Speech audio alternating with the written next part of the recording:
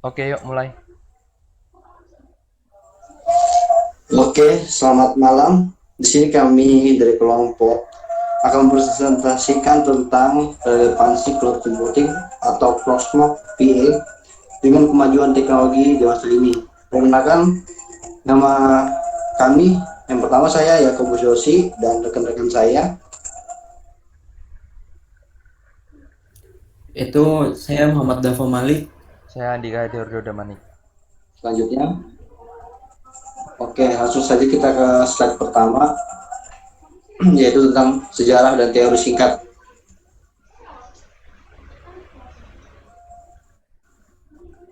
Cloud computing datang sebagai sebuah revolusi mengacu pada konversi teknologi dan aplikasi lebih dinamis, di mana terdapat perubahan besar memiliki aplikasi yang menyentuh hampir setiap aspek komputasi. Untuk end user, komputasi awan menyediakan sarana untuk meningkatkan layanan baru atau mengalokasikan sumber daya komputer lebih cepat.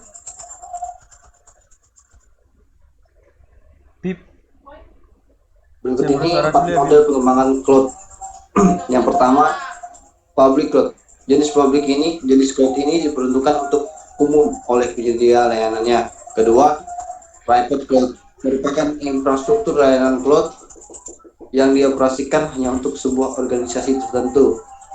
Infrastruktur cloud itu bisa saja dikelola oleh sebuah organisasi itu atau lebih pihak ketiga. Ini pun bisa onsite ataupun offsite. Biasanya organisasi dengan skala besar saja yang mampu memiliki atau mengelola private cloud ini. Yang ketiga adalah community cloud. Dalam model ini, sebuah infrastruktur cloud digunakan bersama-sama oleh beberapa organisasi yang memiliki kesamaan kepentingan, misalnya dari sisi misinya atau tingkat keamanan yang dibutuhkannya, dan lainnya. Keempat, hybrid cloud menggabungkan baik public dan private. Untuk jenis ini, infrastruktur cloud yang tersedia merupakan komposisi dari dua atau lebih infrastruktur cloud atau private, community, atau public. Meskipun secara entitas mereka tetap berdiri sendiri, tetapi dihubungkan oleh suatu teknologi atau mekanisme yang memungkinkan portabilitas data dan aplikasi antar cloud itu. Misalnya, mekanisme load balancing yang antar cloud sehingga alokasi sumber daya bisa dipertahankan pada level yang optimal. Berikutnya akan dijelaskan oleh rekan saya.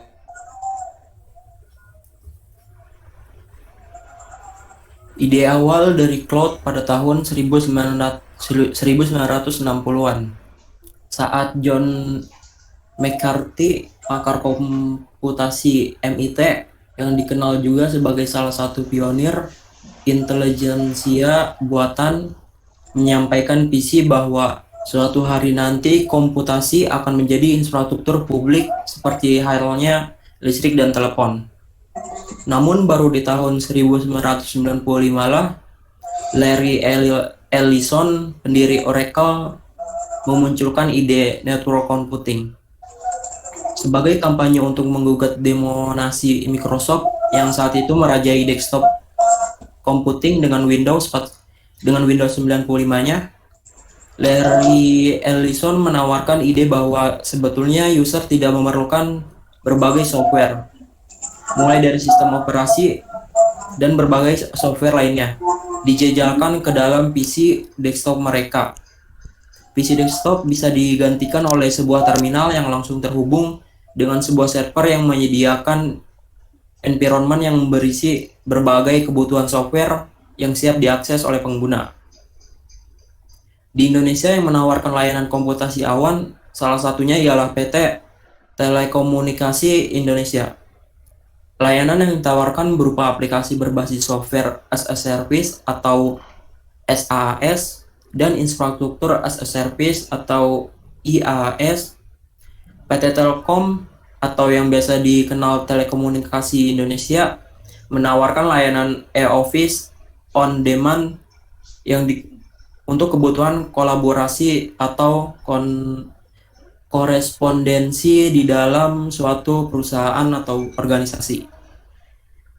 Ada 3 jenis layanan cloud berdasarkan model layanannya. Di antaranya, yang pertama ada software as a service. Iya Pak, monggo Pak. Software as a service menyediakan layanan berupa aplikasi yang dapat digunakan oleh konsumen yang berjalan pada infrastruktur cloud. Contoh penyedia layanan SaaS adalah Gmail, Google Doc, dan juga Office 365 dan Salesforce.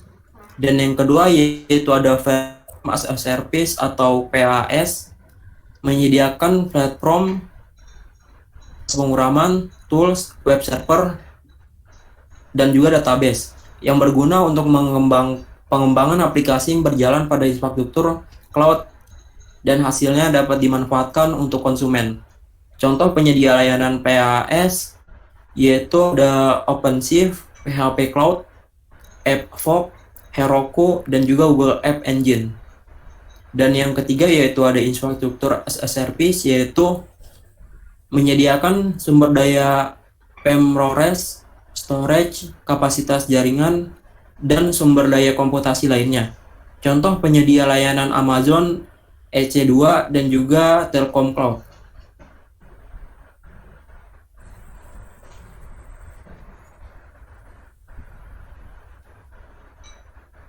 Selanjutnya Proxmox Virtual Environment. Perusahaan Proxmox Server Solution telah didirikan pada tahun 2005 oleh Martin Maurer dan Dietmar Maurer yang merilis Proxmox Mail Gateway, sebuah perangkat lunak keamanan untuk melindungi server email dari spam, virus, trojan, dan serangan phishing. Sekarang Proxmox sudah mencapai versi 7.2. Proxmox VA adalah platform manajemen server sumber terbuka yang lengkap untuk virtualisasi.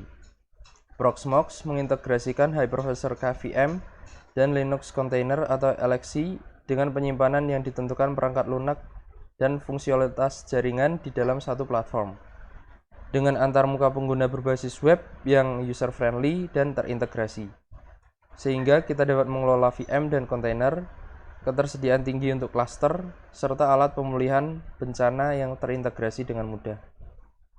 Beberapa fitur dari Proxmox diantaranya ada KVM dan kontainer tadi, Live Online Migration, Central Management, Role-Based Administration, Multiple Authentication, Proxmox VA High Availability Cluster, Bridge Networking, dan Flexible Storage.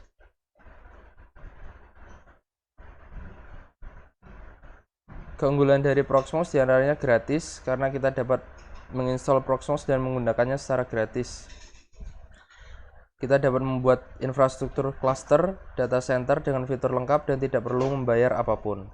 Kemudian ada built-in firewall.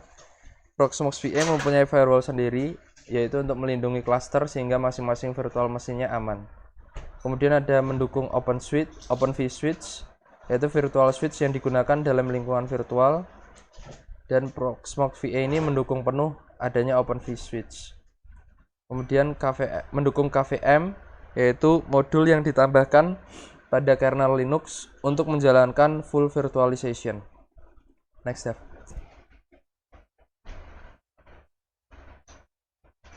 Kemudian tampilan grafis yang user friendly ya. Jadi Proxmox VA ini mempunyai grafik user interface, jadi memudahkan kita untuk melakukan konfigurasi atau setting.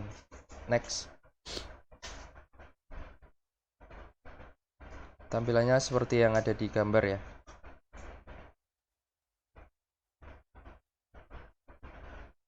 Nah, ini kemudian mendukung LXC, kemudian berbagai plugin untuk storage, dan banyak komunitas penggunanya atau banyak forumnya.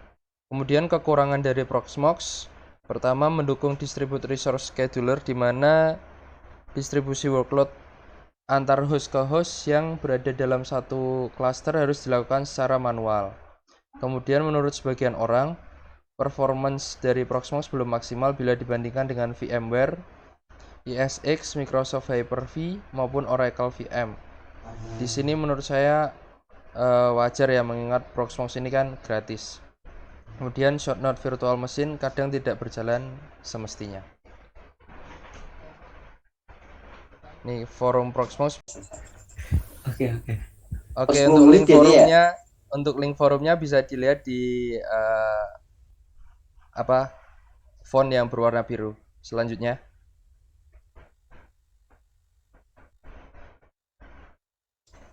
Oke, selanjutnya adalah cara membuat kontainer di Proxmox. Berikut juga ada gambar dan penjelasannya. Tahap ketiga itu pada tab template, pilih image yang ingin dipakai. Di sini kami memakai Ubuntu. Sudah jelas juga gambar. Yang keempat, menentukan disk.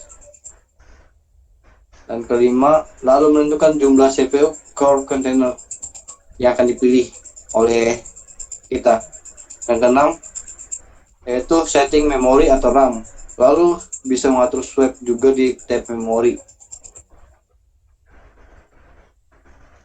Yang ketujuh, pada tab network lakukan konfigurasi sesuai dengan network yang dimiliki dan tab tersebut juga bisa setting IP statik maupun di backup. Selanjutnya ke-8 itu memberikan DNS nama pada kontainer.